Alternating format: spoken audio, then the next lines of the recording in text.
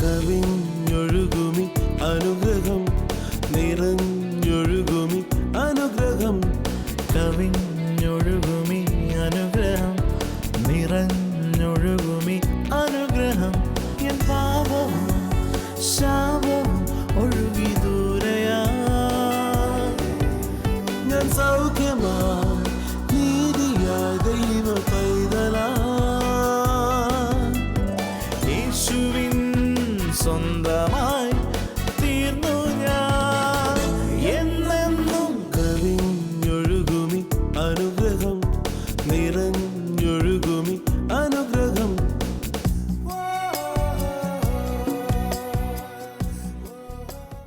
കവിഞ്ഞൊഴുകുന്ന അനുഗ്രഹത്തിലേക്ക് ഒരിക്കൽ കൂടെ ഏവർക്കും സ്വാഗതം.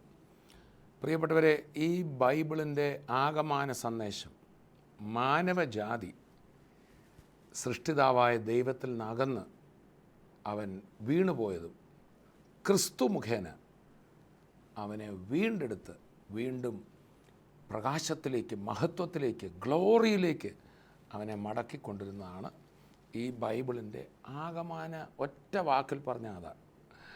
വീണുപോയ മനുഷ്യനെ നഷ്ടപ്പെട്ട ഗ്ലോറിയിലേക്ക് തിരിച്ചു കൊണ്ടുവരുന്നു. അതിനെക്കുറിച്ചാണ് ഇന്ന് നമ്മൾ പഠിക്കാൻ പോകുന്നത്. ഇന്നൊരു അത്ഭുത സാക്ഷ്യം, അടിപൊളി ഒരു സാക്ഷ്യം ഇന്നൊടുവിൽ നമ്മൾ കാണാൻ പോവാണ്. ഞാൻ ഈ പറഞ്ഞ മനുഷ്യനെ ഗ്ലോറിഫൈ ചെയ്യും, മനുഷ്യനെ മഹത്വത്തിലേക്ക് നടത്തുമെന്നൊക്കെ പറയുന്നത് ഈ ഭൂമിയിലും കൂടെ ഉണ്ട്. ഭൂമിയിൽ വെച്ചാണ് തുടങ്ങുന്നത്.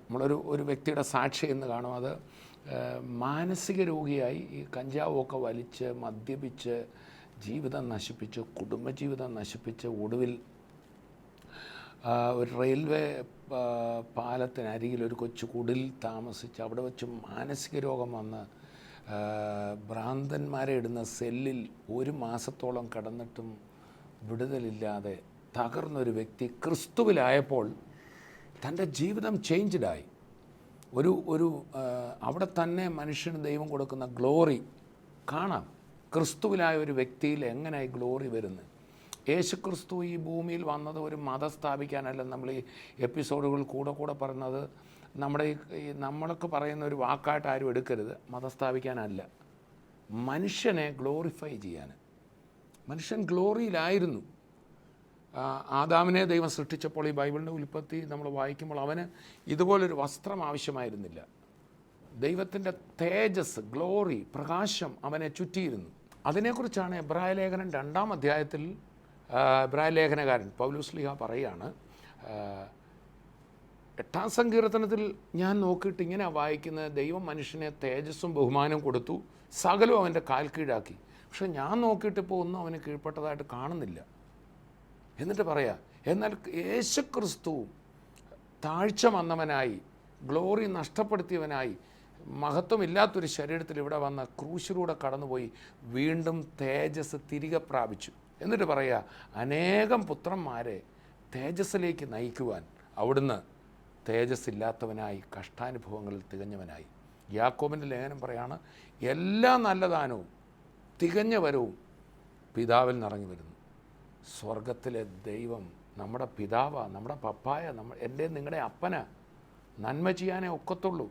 എന്നെ കേൾക്കുന്ന മാതാപിതാക്കൾ എന്നോടൊന്ന് പറഞ്ഞ്, നമ്മുടെ കുഞ്ഞുങ്ങൾ ഇനി അഥവാ നമുക്കെതിരെ പോയാലും തിന്മ ചെയ്യാൻ ഒക്കുമോ?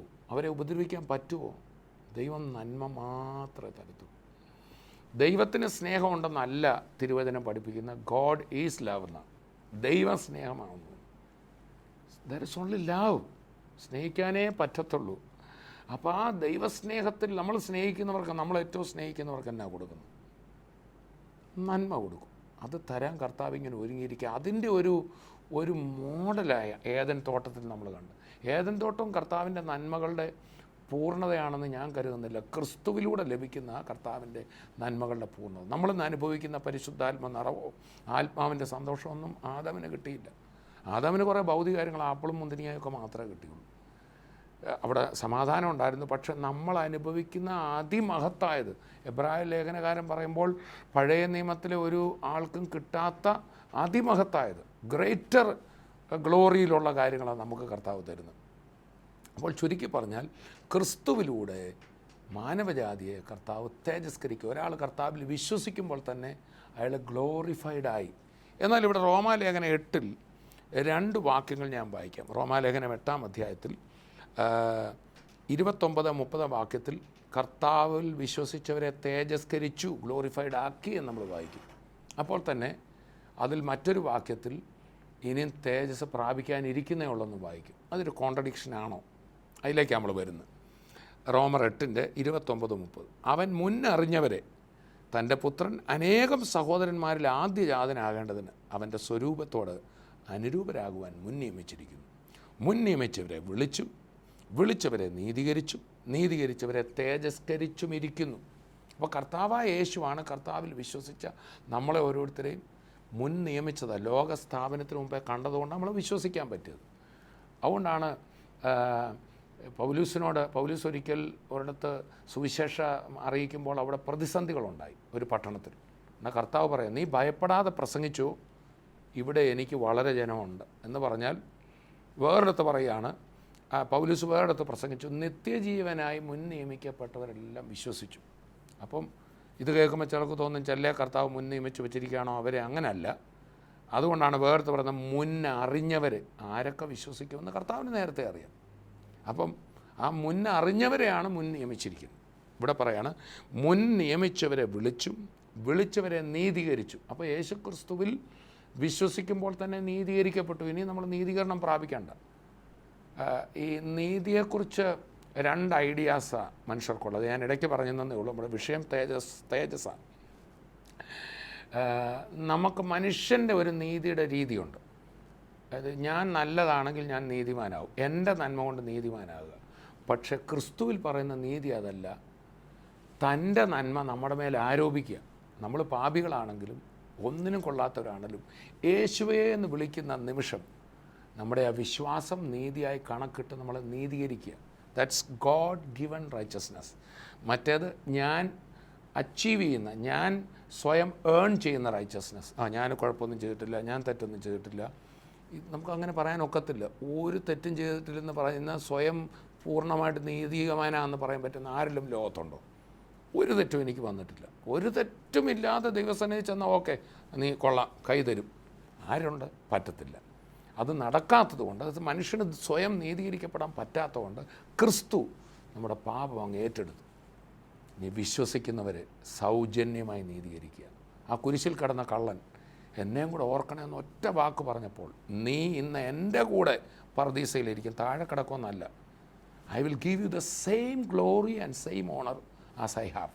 ക്രിസ്തുവിൽ വിശ്വസിക്കുന്ന നിമിഷം പേരും കള്ളനും ലഭിക്കുന്ന ക്രിസ്തുവിൻ്റെ അതേ പൊസിഷൻ, ഗ്ലോറി, തേജസ്, മാന്യതയാണ്. അതാണ്. പക്ഷേ ഇവിടെ നമുക്കൊരു ചെറിയ സംശയം തോന്നും. അതെന്താ അങ്ങനെ എഴുതിയിരിക്കുന്നത്? അവൻ നീതീകരിച്ചു. അടുത്ത പറയാണ് മുൻ നിയമിച്ചവരെ വിളിച്ചും, വിളിച്ചവരെ നീതീകരിച്ചും, നീതീകരിച്ചവരെ തേജസ്കരിച്ചും ഇരിക്കുന്നു. ഇന്ന് എന്നെ കേൾക്കുന്ന യേശു ക്രിസ്തുവിൽ വിശ്വസിച്ച ആളോട് ഞാൻ പറയുകയാണ്, വിളിക്കപ്പെട്ടു, നീതിമാനാണ്, പേടിക്കൊന്നും വേണ്ട. മൂന്നാമത്തെ കാര്യവും തേജസ്കരിച്ച് കഴിഞ്ഞു. You are glorified. യേശു കർത്താവ് എന്നിലുണ്ടെന്ന് പറയാൻ ഉറപ്പുള്ളവരാണ്. ഇത് കണ്ടുകൊണ്ടിരിക്കുമ്പോൾ തന്നെ അതൊന്ന് കൈപൊക്കിക്കും. നമ്മൾ യോഗത്തിനൊക്കെ കൈപൊക്കുന്ന പോലെ കൈപൊക്കിയോ? യേശു അകത്തുണ്ടോ? ഉണ്ടെങ്കിൽ യു ആർ ഗ്ലോറിഫൈഡ്. പക്ഷേ അതേ അധ്യായത്തിൽ റോമർ 8:18 പറയാണ്, നമ്മിൽ വെളിപ്പെടുവാനുള്ള തേജസ് വിചാരിച്ചാൽ ഈ കാലത്തിലെ കഷ്ടങ്ങൾ സാരമില്ല എന്ന് ഞാൻ എണ്ണുന്നു. ഒരിടത്ത് പറഞ്ഞ് നമ്മൾ തേജസ്കരിക്കപ്പെട്ടിരിക്കുന്നു. ഇവിടെ പറയാണ് തേജസ് നമ്മളിൽ വെളിപ്പെടാൻ പോകുന്നേ ഉള്ളൂ. ഇതിവിടെ എന്തെങ്കിലും ഒരു കോൺട്രഡിക്ഷൻ ഉണ്ടോ? പരസ്പര വൈരുദ്ധ്യമുണ്ടോ? ഇല്ല. അത് നമ്മൾ മനസ്സിലാക്കണം. ഒരു വ്യക്തി കർത്താവായ യേശു ക്രിസ്തുവിൽ വിശ്വസിക്കുമ്പോൾ അവൻ്റെ വീണ്ടെടുപ്പ്, അവൻ്റെ ഈ തേജസ്കരണം നടക്കുന്നത് നമ്മുടെ ആത്മാവിൽ. നമ്മുടെ വ്യക്തിത്വത്തിന് 3 ഭാഗങ്ങളാണ്: ശരീരം, ആത്മാവ്, നമ്മുടെ ദേഹി അഥവാ മനസ്സുൾപ്പെടുന്ന നമ്മുടെ 3ാമത്തെ ഭാഗം.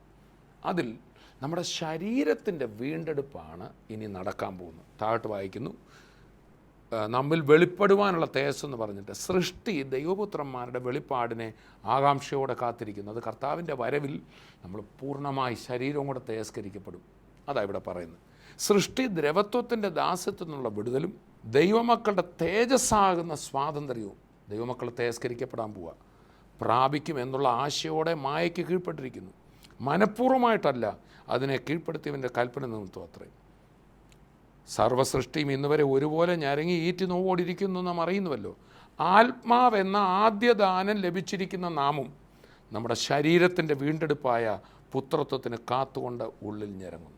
ഈ വാക്യത്തിൽ നിന്ന് വ്യക്തമാണ്, ആത്മാവിൻ്റെ വീണ്ടെടുപ്പ്, ആത്മാവിൻ്റെ തേജസ്കരണമാകുന്ന ആദ്യദാനം ലഭിച്ചു കഴിഞ്ഞു. ഇനി കർത്താവായ യേശു വരുമ്പോൾ 1 യോഹന്നാൻ 3 പറയാൻ, അവൻ വരുമ്പോൾ നാം അവനെ പോലെ തന്നെ സദൃശന്മാരാവും. നമ്മുടെ വീണ്ടെടുപ്പ് നടക്കാൻ പോകുന്നു, നമ്മുടെ തേജസ്കരണം നടക്കാൻ പോകുന്നു. ചുരുക്കി പറഞ്ഞാൽ നമ്മുടെ ആത്മാവ് തേജസ്കരിക്കപ്പെട്ടു. Just like Jesus. അതോറിറ്റി ഉണ്ട്. പ്രതിസന്ധി കണ്ട് തളരരുത്. അടങ്ങട്ടെ എന്ന് പറഞ്ഞാൽ അടങ്ങും. അതിന് കീഴ്പ്പെടരുത്. അടക്കി വാഴണം. വീട്ടിൽ പ്രശ്നമായിരിക്കും, അവിടെ പോരാട്ടമാണ് ഇവിടെ പോരാട്ടം എന്ന് പറഞ്ഞുകൊണ്ടിരിക്കാനില്ല. നിങ്ങളുടെ അകത്തുള്ളവൻ ഈ ലോകത്തുള്ളവനേക്കാൾ വലിയവനാ. മഹത്വത്തിൻ്റെ പ്രത്യാശ ക്രിസ്തു, the glory with is all Gloria നമ്മുടെ അകത്തിരിക്കുന്നത്. സോ പ്രതിസന്ധി കണ്ട് നമ്മൾ ഭാരപ്പെടരുത്, അടങ്ങാൻ പറയണം. ആരും നമ്മളെ എന്തെങ്കിലും പറഞ്ഞാൽ ഉടനെ നിരാശപ്പെട്ട് അവരെന്നെ പറഞ്ഞെന്ന് പറഞ്ഞിരിക്കരുത്. അടക്കണം. അതിനെ അടക്കുന്ന അവനിട്ട് തല്ല് കൊടുത്തിട്ടല്ല, എതിര് പിടിച്ചിട്ടല്ല. അത് നമ്മളെ ബാധിക്കത്തില്ല. ക്രിസ്തു നമ്മുടെ അകത്ത് ഗ്ലോറിയിലിരിക്കുക. അങ്ങനെ ഒരു വ്യക്തിക്ക് ഇവിടെ ജയജീവിതം നയിക്കാനൊക്കത്തുള്ളൂ. ദൈവത്തിൻ്റെ മക്കളെ, ഇനി നമ്മളെ കർത്താവ് ചേർക്കാൻ വരും. നമ്മൾ പൂർണ്ണമായും ഗ്ലോറിഫൈഡ് ആകും. അന്ന് നമുക്കും ഇതുപോലൊരു വസ്ത്രം ആവശ്യമില്ല. പ്രകാശം നമ്മളെ ചുറ്റും. സോ ക്രിസ്തുവിലുള്ള ആ തേജസ്കരിക്കപ്പെട്ട ജീവിതം ഇവിടെ നയിക്കാൻ നമുക്ക് കർത്താവിൽ സമർപ്പിക്കാം. യേശു ക്രിസ്തുവിൽ വിശ്വസിക്കുമ്പോൾ ലഭിക്കുന്ന ആ ഗ്ലോറി നമ്മളിനി കാണാൻ പോകുന്ന മാനസിക രോഗിയായിരുന്ന സഹോദരൻ്റെ മുഖത്ത് ക്രിസ്തു വന്നപ്പോൾ ഹൃദയത്തിലും ഉള്ളിലും മുഖത്തും വന്ന മാറ്റം നമ്മൾ കാണാൻ പോവുക.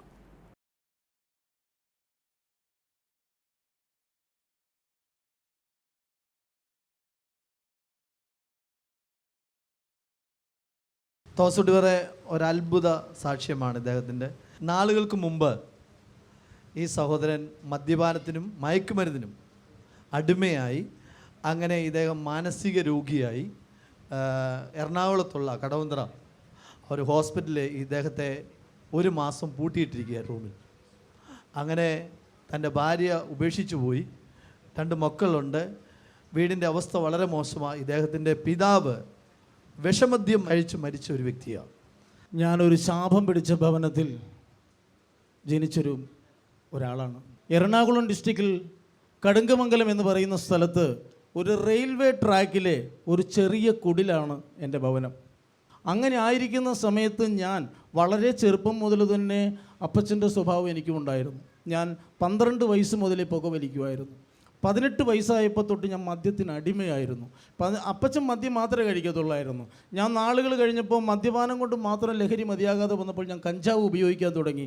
അങ്ങനെ ഞാൻ കഞ്ചാവിനും മദ്യത്തിനും അടിമയായി. എനിക്ക് രാവിലെ എഴുന്നേറ്റ് ഒരു ഗ്ലാസ് ചായ കുടിക്കണമെങ്കിൽ ഗ്ലാസ് എടുക്കാൻ വയ്യ, കൈ ഇങ്ങനെ വിറയ്ക്കുമായിരുന്നു. അത്ര മദ്യപാനത്തിന് ഞാൻ അടിമയായി മാറി. അങ്ങനെ 21-ാമത്തെ വയസ്സിൽ ഞാൻ എൻ്റെ ഭവനത്തിൽ നിന്ന്, ഞാൻ പല പ്രാവശ്യം എൻ്റെ വീട്ടിൽ നിന്ന് നാട് വിട്ട് പോകുമായിരുന്നു. അങ്ങനെ 21-ാമത്തെ വയസ്സിൽ വീണ്ടും ഒരു നാട് വിട്ട് പോക്ക് നടത്തി. ആ നാട് വിട്ടുപോക്കിൽ ഞാൻ മറ്റൊരു സ്ഥലത്ത് ജോലിയോടുള്ള ബന്ധത്തിൽ ഒരു ഭവനത്തിൽ ചെന്നുപെട്ട് അവിടെ നിന്ന് ഒരു കുട്ടിയെ വിവാഹം കഴിക്കുവാൻ ഇടയായിത്തീർന്നു.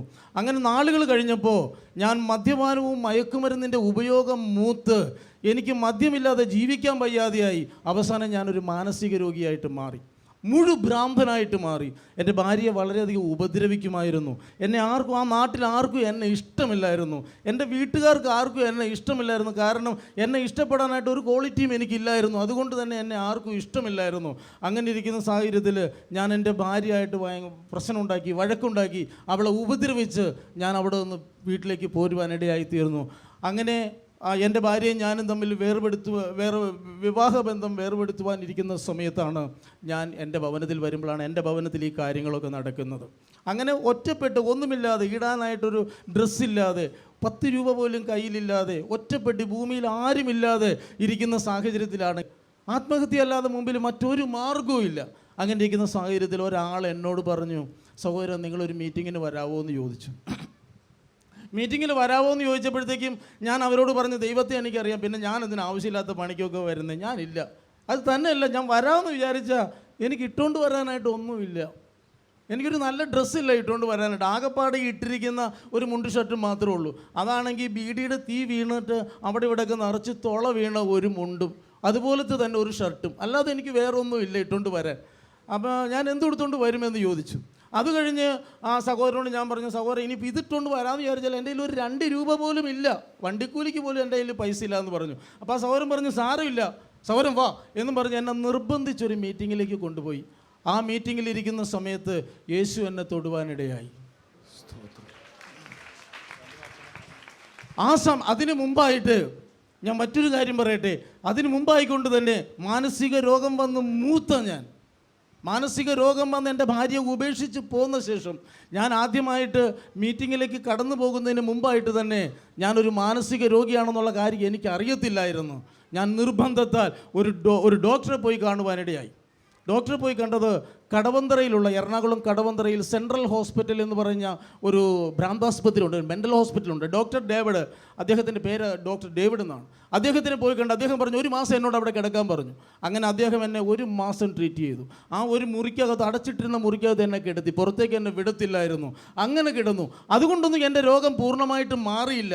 അദ്ദേഹം പറഞ്ഞു കുറേ നാൾ അടുപ്പിച്ച് ഗുളിക കഴിക്കേണ്ടി വരുമെന്ന് പറഞ്ഞു. അങ്ങനെ ഇരിക്കുന്ന സാഹചര്യത്തിലാണ് ഞാൻ ഈ മീറ്റിങ്ങിൽ പോകുന്നത്. മീറ്റിങ്ങിൽ ചെന്നപ്പോൾ എൻ്റെ യേശു അവിടെ വെച്ച് എന്നെ തൊടുവാനിടയായി. അന്ന് മുതൽ നാളുകളായിട്ട് ഉറക്കമില്ലാതിരുന്ന ഞാൻ സന്തോഷത്തോടു കൂടി അന്ന് മുതൽ ഉറങ്ങാൻ തുടങ്ങി. എൻ്റെ യേശു എന്നെ തൊട്ടു. അന്ന് തന്നെ ഉറങ്ങാൻ തുടങ്ങി. അങ്ങനെ ഒരമ്മയുടെ മടിയിൽ ഒരു കൊച്ചു കുഞ്ഞ് കിടന്നുറങ്ങുന്നത് പോലെ സമാധാനത്തോടെ സന്തോഷത്തോടെ എനിക്ക് എന്തെല്ലാം ഉണ്ടെന്നുള്ള ധൈര്യത്തോടു കൂടി കിടന്നുറങ്ങുവാൻ എൻ്റെ യേശു എന്നെ സഹായിച്ചു. അന്ന് മുതൽ ഞാൻ ഉറങ്ങാൻ തുടങ്ങി. എൻ്റെ മാനസിക രോഗം എന്നെ വിട്ടുമാറി. ദിവസങ്ങൾ കഴിഞ്ഞപ്പോൾ ഞാൻ എൻ്റെ യേശുവിനോട് പറഞ്ഞു, യേശുവേ ഞാൻ മാത്രം രക്ഷപ്പെട്ടാൽ പോരാ, ഞാൻ ഉപേക്ഷിച്ച് പോന്ന, എന്നെ ഉപേക്ഷിച്ച എനിക്കൊരു കുടുംബമുണ്ട്, എനിക്ക് 2 ആൺകുഞ്ഞുങ്ങളുണ്ട്, എനിക്ക് എൻ്റെ കുടുംബത്തെ മടക്കി തരണമെന്ന് പറഞ്ഞു. എനിക്ക് അവരുടെ വീട്ടിലേക്ക് ചെന്ന് അവളെ വിളിക്കാൻ നിവൃത്തിയില്ല. കാരണം അവിടെ ചെന്ന നാട്ടുകാരെല്ലാവരും കൂടി എന്നെ തല്ലും. കാരണം ഞാൻ ആ പരുവത്തിലാണ് അവിടെ നിന്ന് പോന്നിരിക്കുന്നത്. എൻ്റെ ഭാര്യയും ഭാര്യ വീട്ടുകാരും ആ നാട്ടിലെ പ്രധാനപ്പെട്ട ചില വ്യക്തികളും ചേർന്ന് എനിക്കെതിരെ പെറ്റീഷൻ എഴുതി വെച്ചിരിക്കുക. പിന്നെ എനിക്ക് അങ്ങോട്ട് ചെല്ലാൻ നിവൃത്തിയില്ലല്ലോ. ഞാൻ വീട്ടിലിരുന്നുകൊണ്ട് തന്നെ എൻ്റെ യേശുവിനോട് പറഞ്ഞു, യേശുവേ അങ്ങയുടെ വചനത്തിൽ ഇങ്ങനെയുണ്ടല്ലോ, കർത്താവായ യേശുവിൽ വിശ്വസിക്കുക, എന്നാൽ നീയും നിന്റെ കുടുംബവും രക്ഷ പ്രാപിക്കും എന്ന് നിന്റെ വചനമുണ്ടല്ലോ കർത്താവേ എന്ന് പറഞ്ഞു. ഞാൻ അങ്ങനെ ഇരുന്ന് പ്രാർത്ഥിക്കുന്ന സമയത്ത് ഒരു ദിവസം ഞാൻ മീറ്റിംഗ് കഴിഞ്ഞ് ഞാൻ എൻ്റെ ഭവനത്തിൽ വരുമ്പോൾ 50 കിലോമീറ്റർ അകലെയാണ് എൻ്റെ ഭാര്യ വീട്. എൻ്റെ ഭാര്യ എന്നെ അന്വേഷിച്ച് എൻ്റെ വീട്ടിൽ വരുവാൻ കർത്താവിടെ വരുന്നു. എൻ്റെ ഭാര്യ ഇവിടെ വന്നിട്ടുണ്ട്. അവൾ ഒന്ന് എഴുന്നേൽപ്പിച്ചു. ഭാര്യ ഞങ്ങൾക്ക് കാണണം. എന്തൊരു സാക്ഷ്യമായത്. യേശു ജീവിക്കുന്നു, യേശു ജീവിക്കുന്നു, യേശു ജീവിക്കുന്നു. മാനസിക രോഗ സൗഖ്യമാക്കി, കുടുംബജീവിതം ഒന്നാക്കി. എന്തൊരു അത്ഭുതമാണ് കർത്താവ് ചെയ്തത്. എന്നെ ഉപേക്ഷിച്ച് എനിക്ക് വേണ്ടി പെറ്റീഷൻ എഴുതി വെച്ച് ഇനി മേലിൽ ഞാൻ ഇദ്ദേഹത്തിൻ്റെ കൂടെ ജീവിക്കത്തില്ലെന്ന് പറഞ്ഞ എൻ്റെ ഭാര്യയോട് കർത്താവ് ചെവിയിൽ പറഞ്ഞു, നീ ഒരിക്കൽ കൂടി അവൻ്റെ അടുത്ത് ചെല്ലാൻ. എൻ്റെ യേശു എനിക്ക് എൻ്റെ ഭാര്യ മടക്കി തന്നു. സ്തോത്രം. എൻ്റെ ഭാര്യ എൻ്റെ കർത്താവ് എനിക്ക് മടക്കി തന്നു. അങ്ങനെ എൻ്റെ വീട്ടിലേക്ക് വന്നു കഴിഞ്ഞ് ഞങ്ങൾ പിന്നെ വളരെ സന്തോഷമായി. ഞങ്ങളുടെ പ്രശ്നങ്ങളെല്ലാം തീർന്ന് ഞങ്ങൾ സമാധാനത്തോടെ സന്തോഷത്തോടെ ഞങ്ങൾ ജീവിക്കാൻ തുടങ്ങി. അപ്പോൾ തൊട്ട് എന്നെ കർത്താവ് അടുത്ത പടിയിലേക്ക് കടത്താൻ തുടങ്ങി. എനിക്ക് ഒന്നുമില്ലാതിരുന്ന അവസ്ഥയിൽ നിന്ന് സാമ്പത്തികമായിട്ട് എന്നെ കർത്താവ് ഉയർത്താൻ തുടങ്ങി. എനിക്ക് 2 ആൺകുഞ്ഞുങ്ങളാണെന്ന് ഞാൻ പറഞ്ഞല്ലോ. അങ്ങനെ സാമ്പത്തികമായിട്ട് സ്റ്റെപ്പായിട്ട് എന്നെ കർത്താവ് ഉയർത്തി മാനിച്ച് എനിക്ക് ഒരു ജോലി അറിയത്തില്ലായിരുന്നു. ഒരു ജോലി എനിക്ക് ആകെ കഞ്ചാവ് വലിക്കാനും കള്ളു കുടിക്കുവാനും അല്ലാതെ വേറെ. പിന്നെ ഇദ്ദേഹത്തിന് ഇടയ്ക്കിടയ്ക്ക് തല്ലാനും അറിയായിരുന്നു. വേറെ ഒന്നും അറിയത്തില്ല. ഞാൻ ഒരു ചവിട്ട് കൊടുക്കുമ്പോൾ അങ്ങ് നീളത്തിൽ പോയി വീഴുമായിരുന്നു ആദ്യമൊക്കെ. ശരിയാണോ ഈ പറയുന്നതൊക്കെ? പഴയ അവസ്ഥ എന്ന് പറഞ്ഞിട്ടുണ്ടെങ്കിൽ അത് ഓർക്കാൻ പോലും എനിക്ക് ഇഷ്ടപ്പെടുന്നില്ല. അതേ രീതിയിലത്തെ അവസ്ഥയായിരുന്നു. കാരണം വെച്ചിട്ടുണ്ടെങ്കിൽ പുള്ളീനെ കാണുമ്പോൾ തന്നെ എനിക്ക് പേടിയായിരുന്നു. 17 വയസ്സിൽ എൻ്റെ കല്യാണം നടന്നത്. ആ 17 വയസ്സിൽ കല്യാണം നടന്നതിന് ശേഷം പുള്ളി ആദ്യമൊക്കെ ഞങ്ങൾ നല്ല സ്നേഹത്തിലായിരുന്നു. ഈ കഞ്ചാവും ഇതും വലിക്കാൻ തുടങ്ങിയോടുകൂടി പിന്നെ പുള്ളിക്ക് അമിതമായി ഉറക്കത്തിൽ പോലും മദ്യമില്ലാതെ പുള്ളി ഇരിക്കില്ല. ഒരുറക്കം കഴിഞ്ഞിട്ടുണ്ടെങ്കിൽ വലിയ കുടം പോലത്തെ കുപ്പിയൊക്കെയാണ് മദ്യം തലപ്പാകത്ത് വെച്ചേക്കുന്നത്. അങ്ങനെ പുള്ളീനെ അടുത്ത് വരുമ്പോൾ എനിക്ക് പേടിയായിരുന്നു. പുള്ളി അടുത്ത് വന്നിട്ടുണ്ടെങ്കിൽ എപ്പോൾ വയ്ക്കാൻ നന്നായിട്ട് ഉപദ്രവിക്കുമായിരുന്നു. ഒറ്റയടിയൊക്കെ അടിച്ചിട്ടുണ്ടെങ്കിൽ എൻ്റെ മക്കൾ തന്നെ പറയും, അമ്മേനെ അടിക്കുന്ന സമയത്ത് മൂക്കിന്ന് ചോര വന്നതൊക്കെ എൻ്റെ ഇളയ കുട്ടിക്ക് നല്ല ഓർമ്മയാണ്. എന്നെ തല്ലിയത് അവൻ്റെ കേട്ടത് തലേന്നൊക്കെ നല്ല ഓർമ്മയാണ്. ഇന്നവൻ വിദേശത്താണ്. അപ്പോൾ അങ്ങനെ അതേപോലെ ഒത്തിരി ഉപദ്രവിക്കുമായിരുന്നു. ഒരു ദിവസം ഇതേപോലെ മറക്കാൻ പറ്റാത്ത രീതിയിലുള്ള ഒരു ചവിട്ട്, അല്ലാണ്ട് ചെറിയ ചെറിയ തല്ലി കിട്ടിയെങ്കിലും എനിക്ക് അത്രയ്ക്ക് കാര്യമാക്കിയിരുന്നില്ല. ഒരു ദിവസം പുള്ളി ഒരു ഭിത്തിമേയും ഒരു മരത്തുമേയും പിടിച്ച് നിന്നിട്ട് ഞാൻ ഇങ്ങനെ അകത്തേക്ക് കയറി വന്ന വഴിക്ക് ഒരൊറ്റ ചവിട്ട് ചട്ടിയിട്ട് ഇവിടുന്ന് ഏകദേശം ഇവിടുന്ന് ആ ക്യാമറ ഇരിക്കുന്ന അത്രയും ദൂരം വരെ ചില സിനിമയിലെ കണ്ടിട്ടോടും ആൾക്കാർ പറന്നു പോണത് എന്നുപോലെ ഞാൻ പറന്നുപോയി. അതേ രീതിയിൽ പറന്നു പോയിട്ട് തെങ്ങിൻ്റെ കടയ്ക്ക് ചെന്ന് വീണു. അതോടുകൂടി പൂർണ്ണമായിട്ട് എനിക്ക് പിന്നെ പുള്ളിനെ ഒട്ടും ഉൾക്കൊള്ളാൻ കഴിയാണ്ടേ. അതുവരെയും 2 മക്കളുണ്ടല്ലോ എന്നും കരുതി ഉൾക്കൊള്ളുകൊണ്ട് ജീവിക്കണം എന്ന് കരുതിയിരുന്നത്. ഇതും കൂടി ആയതോടെ എനിക്ക് പൂർണ്ണമായിട്ട് പിന്നെ ഈ പുള്ളിനെ വെറുത്തു. എനിക്ക് വേണ്ടെന്നുള്ള ചിന്തയായി. അങ്ങനെ ആയിരിക്കുന്ന സമയത്ത് ഈ ഉപദ്രവം കാരണം പേടിച്ചിട്ട് ആളെ ഇഷ്ടമായിരുന്നു. പക്ഷേ ഈ മദ്യത്തിൻ്റെ ഇതുകൊണ്ട് അമിതമായുള്ള ഉപദ്രവം കാരണം പേടിച്ചിട്ട് പിന്നെ എനിക്ക് ഒരു രാത്രി പോലും പുള്ളിയുടെ കൂടെ കിടക്കാൻ പേടിയാണ്. അങ്ങനെ ഇരിക്കുന്ന അവസരത്തിലാണ് പുള്ളി പിന്നെ പ്രാർത്ഥനയ്ക്ക് പോയത്. പക്ഷേ അതുകൊണ്ട് ഞാൻ പ്രാർത്ഥനയ്ക്ക് ആദ്യം പോയിരുന്നില്ല. പിന്നെ അതിൻ്റെ പുള്ളിയുടെ മാറ്റം കണ്ടതിന് ശേഷം ഇതാണ് ജീവിക്കുന്ന ദൈവം എന്ന് എനിക്ക് മനസ്സിലായി. ആൾക്കാരുടെ മനസ്സ് മാറ്റാൻ കഴിയുന്ന ദൈവം ഉണ്ടെന്ന് മനസ്സിലാക്കിയത് അതിനുശേഷമാണ് ഞാൻ യേശുവിനെ രക്ഷകനെ തിരിച്ചെന്ന് ഞങ്ങളുടെ കുടുംബം സന്തോഷത്തോടെ ആയിരിക്കുന്നു. ഭൂമിയിലെ സ്വർഗമായിട്ട് ഞങ്ങളുടെ ഭവനം കഴിയുന്നു. ഹല്ലേലൂയ. അതുപോലെ തന്നെ എൻ്റെ ഭാര്യ മടങ്ങി വന്ന് ഞങ്ങൾ പിന്നെ എൻ്റെ യേശുവിനെ അറിഞ്ഞ അന്ന് മുതൽ ഇന്ന് വരെ ഞാൻ എൻ്റെ ഭാര്യ ഒരു ദിവസം പോലും പിരിഞ്ഞിരുന്നിട്ടില്ല. പിരിയണ്ട. ഒരു ദിവസം പോലും ഞങ്ങൾക്ക് പിരിഞ്ഞിരിക്കേണ്ടി വന്നിട്ടില്ല. ഞാൻ പിന്നെ ഉപദ്രവിച്ചിട്ടില്ല. ഞങ്ങൾ വലിയ സന്തോഷത്തിലാണ്. ഇന്ന് എവിടെ പോയാലും എൻ്റെ കൂടെ ഉണ്ടാവും. ആളില്ലാതെ ഒറ്റയ്ക്ക് അങ്ങ് നടക്കാൻ വയ്യാത്തൊരവസ്ഥ. ആളില്ലെങ്കിൽ എനിക്ക് ഭയങ്കര ഒരു വിഷമം, ഒരു പേടിയാണ്. എനിക്ക് എപ്പോഴും കൂടെ ഉണ്ടാവും. അതുപോലെ ഞാൻ സ്നേഹിക്കുന്നത് എങ്ങനെയാണെന്ന് പഠിച്ചത് ഞാൻ യേശുവിനെ അറിഞ്ഞ പിന്നെയാണ്. അതുവരെ എനിക്ക് അറിയത്തില്ലായിരുന്നു. യേശുവിനെ അറിയുന്നതിന് മുമ്പ് സ്നേഹിക്കുന്ന എങ്ങനെയാണെന്ന് എനിക്ക് അറിയത്തില്ലായിരുന്നു. യേശുവിനെ അറിഞ്ഞു കഴിഞ്ഞപ്പോൾ ഞാൻ സ്നേഹിക്കാൻ പഠിച്ചു. ഞാൻ കർത്താവിനോട് പറഞ്ഞു, ഞാൻ എൻ്റെ സ്വന്തം പിതാവിനോട് പറയുന്നതിനേക്കാൾ എൻ്റെ സ്വന്തം പിതാവിനോട് ഞാൻ ഒരിക്കലും ഇങ്ങനെ പറഞ്ഞിട്ടില്ല. കാരണം അദ്ദേഹത്തെ എനിക്ക് പേടിയാണ്, മദ്യപാനിയായിരുന്നല്ലോ. പക്ഷേ എനിക്ക് യേശുവിനെ കിട്ടിയപ്പോൾ എനിക്ക് എൻ്റെ അപ്പനെ കിട്ടിയ പോലെ. ഹല്ലേലൂയ. ഞാൻ എൻ്റെ അപ്പനോട് എപ്പോഴും പറയും, എനിക്കത് വേണം, എനിക്കിത് വേണം, അങ്ങനെ വേണം, ഇങ്ങനെ വേണം എന്നൊക്കെ പറയും. പക്ഷേ ബ്രദറെ, ഞാനൊന്ന് പറയാം, ഞാൻ യേശുവിനെ അറിയാൻ വേണ്ടി എന്നെ ഒരു മീറ്റിങ്ങിലേക്ക് കൊണ്ടുപോകാൻ എന്നെ വിളിച്ച സഹോദരനോട് ഞാൻ ചോദിച്ചു, എന്ത് ഉടുത്തോണ്ടാണ് ഞാൻ വരണ്ടേന്ന്. ഇന്ന് കൃപയാൽ ഏത് ഉടുക്കണമെന്നാണ് ഞാൻ വിചാരിക്കുന്നത്. അതുപോലെ കർത്താവ് എന്നെ മാനിച്ചു. അതുപോലെ തന്നെ എനിക്ക് 2 രൂപ വണ്ടിക്കൂലി ഇല്ലായിരുന്നു. ഇന്ന് കൃപയാൽ ഞങ്ങളുടെ വീട്ടിൽ 2 കാറുണ്ട്. കൂടാതെ എനിക്കൊരു ബിസിനസ് ഉണ്ട്. ആ ബിസിനസ് ആവശ്യത്തിന് വേണ്ടി വേറെ 2 വാഹനങ്ങളുണ്ട്. കർത്താവിൻ്റെ കൃപയാൽ ഇന്ന് ഭവനത്തിന് ചുറ്റും വാഹനങ്ങളാണ്. സ്വതന്ത്രം മനോഹരമായൊരു വീട് പണിയാൻ കർത്താവ് സഹായിച്ചു. എൻ്റെ അപ്പം പുറമ്പോക്കി കിടക്കാനല്ല എന്നെ വിളിച്ചത്, മനോഹരമായൊരു ഭവനം. എല്ലാവരും പറഞ്ഞു അവൻ കുടുംബം നോക്കാൻ അറിയാൻ പാടില്ലാത്തവനാണെന്ന്. 2 ആൺമക്കൾക്ക് വേണ്ടി കരുതുവാൻ കർത്താവ് എന്നെ സഹായിച്ചു. ഇന്ന് എൻ്റെ കീഴിൽ 3 ജോലിക്കാരുണ്ട്. എനിക്കൊരു നല്ല ബിസിനസ് ഉണ്ട്. എൻ്റെ 2ാമത്തെ മകൻ ദുബായിൽ ജോലി ചെയ്യുന്നുണ്ട്. ദുബായിലുള്ള നമ്മുടെ കുടുംബത്തിൽ തന്നെ അവനോട് മീറ്റിങ്ങിൽ പങ്കെടുത്തുകൊണ്ടിരിക്കുക. അതുപോലെ തന്നെ എൻ്റെ മൂത്ത മകനും ഭാര്യയും അവർ പെരുമ്പാവൂർ നമ്മുടെ കുടുംബത്തിൽ തന്നെ അവിടെ മീറ്റിങ്ങിൽ പങ്കെടുത്തുകൊണ്ടിരിക്കുക. എൻ്റെ മരുമകൾ അവിടുത്തെ വർഷിപ്പ് ടീമിലുണ്ട്, കുഞ്ഞ് പാടുന്നുണ്ട് അവിടെ. അങ്ങനെ കർത്താവിൻ്റെ കൃപയാൽ ഞങ്ങളെ അനുഗ്രഹിച്ച്, ഞങ്ങളെ മാനിച്ച്, ഒന്നുമില്ലായ്മയിൽ നിന്ന് ഒന്നുമില്ല, വെറും വട്ടപൂജ്യത്തിൽ ഞാൻ യേശുവിനെ അറിഞ്ഞ ആളാ. വെറും വട്ടപൂജ്യത്തിൽ നിന്ന്, ദരിദ്രനെ കുപ്പയിൽ നിന്നെടുത്ത് അപ്പനോട് അപ്പമിരുത്തിയവന്റെ പേരാ യേശു. ആമേൻ. എല്ലാവരും ഒന്ന് എഴുന്നേറ്റ് കർത്താവിന് നന്ദി പറഞ്ഞു. യേശു ക്രിസ്തുവിൽ വിശ്വസിച്ച നിങ്ങൾ തേജസ്സാകത്തിരിക്കുന്നു. ചുറ്റുപാടുമൊക്കെ ഇരുട്ടായിരിക്കും, അതിനെ കണ്ട് ഭയപ്പെടരുത്. നോക്ക്, നമ്മുടെ പ്രിയ സഹോദരനെ ഇന്ന് ഒരു ശുശ്രൂഷകനാക്കി, മാനസിക രോഗിയായിരുന്നു, ഭ്രാന്ത സെല്ലിൽ കിടന്നയാൾ ഇന്ന് തേജസ്സ. തൻ്റെ കുടുംബത്തിൻ്റെ അവസ്ഥ മാറി, തൻ്റെ കുടുംബ ജീവിതം അത്ഭുതമായി. നിങ്ങൾക്കും ഇതുണ്ട്. ഇത് തോമസ് ഊട്ടി ബ്രദർ പ്രാർത്ഥിക്കുന്നതുകൊണ്ടല്ല, യേശുവെ എൻ്റെ ഹൃദയത്തിലേക്കൊന്ന് വരണമെന്ന് ഇന്ന് ആര് പറയുന്നു? ഇതിന് മതമൊന്നുമില്ല. യേശുവെ എൻ്റെ ഹൃദയത്തിൽ വരണമേ, എനിക്കും ഈ അവസ്ഥ വേണം എന്നൊന്ന് പറഞ്ഞ് ഇന്നത് നമ്മൾ പ്രാർത്ഥിച്ചുകൊണ്ടിരിക്കുമ്പോൾ രോഗികൾ സൗഖ്യമാവും. എനിക്ക് ഉറപ്പുണ്ട് ആ സാഹചര്യങ്ങൾ മാറും. നമ്മൾ കേട്ടതുപോലെ തിന്മയായതൊന്നും കർത്താവിൽ നിന്നല്ല. ദൈവത്തിന് നിങ്ങളെക്കുറിച്ചുള്ള ആഗ്രഹം അനുഗ്രഹമാണ്. സാമ്പത്തിക അനുഗ്രഹം, കുടുംബസന്തോഷം, ആരോഗ്യം, നിത്യജീവൻ്റെ പ്രത്യാശ എല്ലാം കർത്താവ് തരാൻ ആഗ്രഹിക്കുക. സംശയിക്കേണ്ട.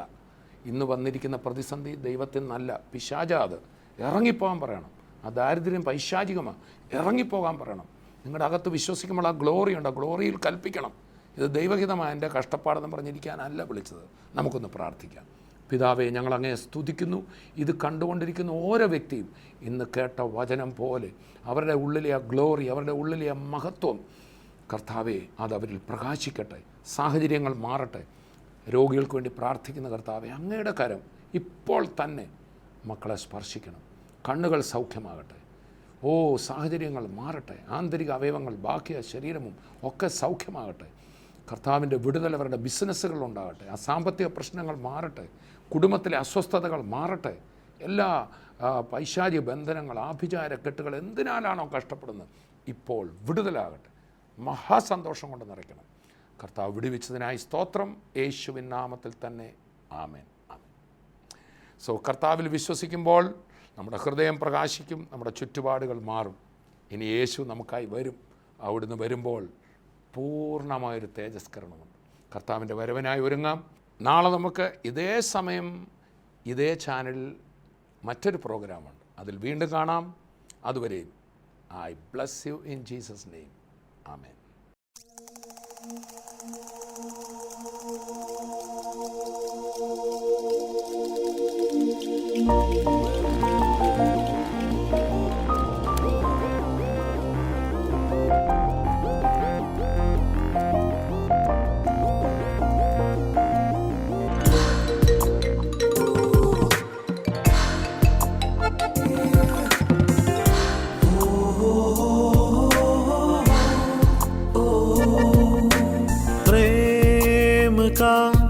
सागर है तू, शांति का राजकुमार है तू, प्रेम का सागर है तू, शांति का राजकुमार है तू। चरणों में आकर हाथ उठाकर करते हैं तेरे हम स्तुति। चरणों में आकर हाथ उठाकर करते हैं तेरे